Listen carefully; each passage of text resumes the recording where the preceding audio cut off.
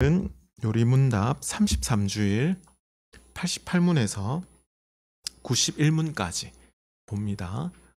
내용은 그렇게 길지 않으니까 우리 집중해서 한번 살펴보겠습니다. 88문 제가 먼저 질문을 읽으면 답하시면 되겠습니다. 사람의 진정한 회개는 무엇입니까?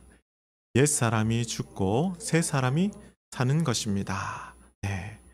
사람의 진정한 회개에 대해서 오늘 살피게 될 것인데요. 회개에 대해서 우리가 고정관념이 있습니다. 회개.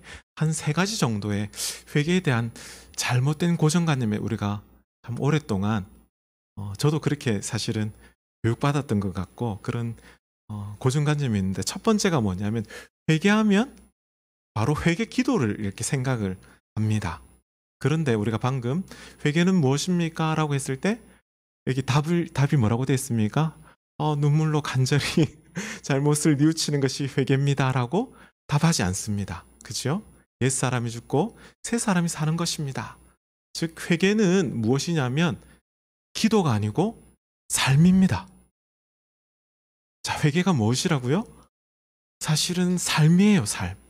내가 잘못 살았던 것. 하나님 없이 내 마음대로 살았던 것에서 돌이켜서 새 사람으로 하나님 믿는 삶으로 살아가는 것이 사실은 회개입니다. 그것이 첫 번째 하나의 잘못된 고정관념이고, 두 번째로 회개에 대한 잘못된 고정관념이 무엇이냐면 회개는 내가 예수님 믿을 때 처음에 내가 참 회개 기도 많이 했어. 그때 많이 뉘우쳤어. 그렇죠? 처음 믿을 때만 회개가 필요하다라고 이렇게 생각하는 게 또 두 번째로 잘못된 고정관념입니다. 참고로 루터의 95개조 반박문, 종교개혁이 이제 그렇게 시작되지 않습니까? 개신교가 그렇게 시작되는데, 제 1문이 무엇이냐면 회개에 대해서 예수님께서 가르치실 때에 회개 기도하라 라고 가르치신 것이 아니라, 회개는 전 삶을 통해서 하는 것이, 행하는 것이 회개다라고 이렇게 되어 있습니다. 정말 중요하겠죠. 회개는 무엇이라고요? 처음 믿을 때만 필요한 것이 아니라 전생애를 통해서 사실은 회개해야 된다 라는 것입니다. 또 세 번째가 무엇이냐면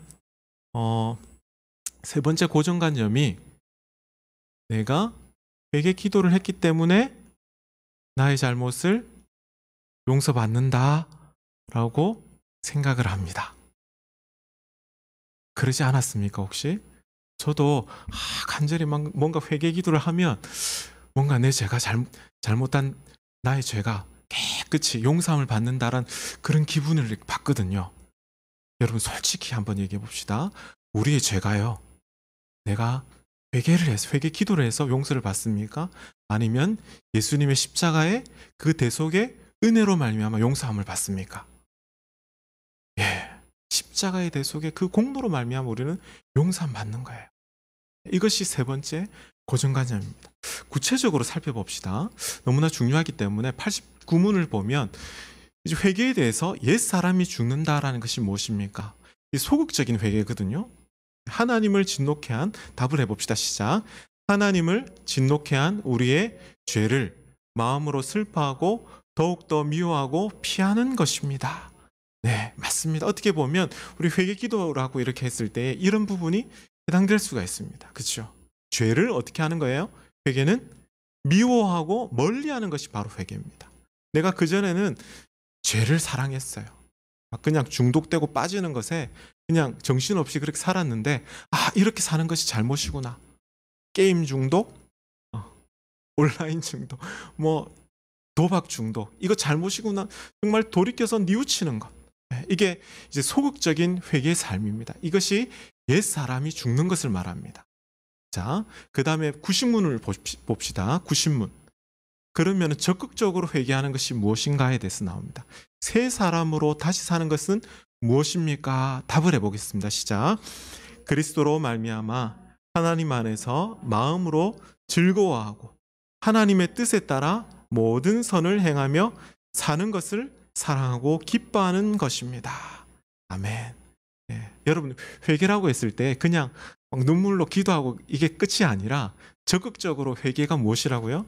여기에 보면 새 사람으로 사는 것인데 하나님 안에서 즐거워하고, 우리가 계속해서 선행에 대해서 구원받은 자가 왜 착하게 하나님 기뻐하는 삶을 살아야 될까 했을 때에 사실은 회개가 당연히 포함되죠. 회개의 삶이 당연히 포함된다는 것입니다. 여러분 예전에 혹시 그러지 않았습니까?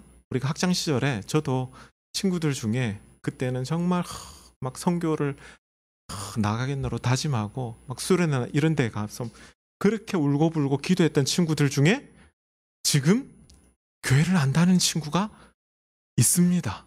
있어요. 이게 무엇을 말합니까? 정말 회개했습니까? 사실 회개 기도는 했죠. 사실은 회개 기도는 회개 삶이 없다는 거죠. 이것은 사실은 은밀히 말해서 가짜 회개입니다. 가짜 회개. 감정적인 회개를 할 수 있습니다. 그리고 율법적인 회개가 무엇입니까?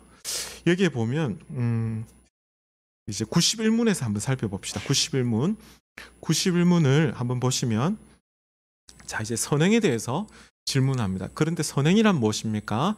답하시겠습니다.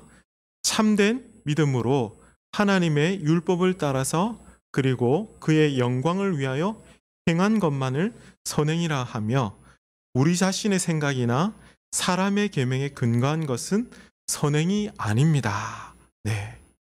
여기에서 우리가 율법적인 선행에 대해서 살필 필요가 있습니다. 혹시 미션이란 영화 기억나십니까? 미션 너무나 유명해서 이렇게 우리 아이들은 또 한번 이런 영화를 참 보면 너무 좋겠다 싶은데 그게 주인공이 나중에 신부가 되기 전에 어떻게 합니까? 그 높은 계곡을 어떻게 하죠? 자신이 잘못한 무거운 짐을 지고 어떻게 보면 이 고해잖아요. 고해. 수행의 어떤 그런 과정을 걷습니다. 그것을 높은 계곡을 올라갑니다. 그리고 그게 도착을 했을 때 모든 죄짐을 벗어 던져버리고 공동체가 그를 품어주고 안아주는데 참 저도 그 순간에 막 눈물을 흘리고 너무 감동적인 장면이어서 그렇게 했는데 사실은요 은밀히 말해서 그것은 회개가 아닙니다. 무엇을 말하냐면 오직 십자가의 그 대속의 은혜만이 회개죠. 여기서 보면 자신의 생각이나 사람의 계명에 근거한 내가 수행을 했거나 내가 공로를 해서 사실은 구원을 받는 게 아닙니다. 그렇죠? 구원받은 자가 하나님 기뻐하는 삶을 살아가는 것이 바로 감사의 삶입니다. 이것을 우리가 잘 구분할 필요가 있는데 계속해서 말씀을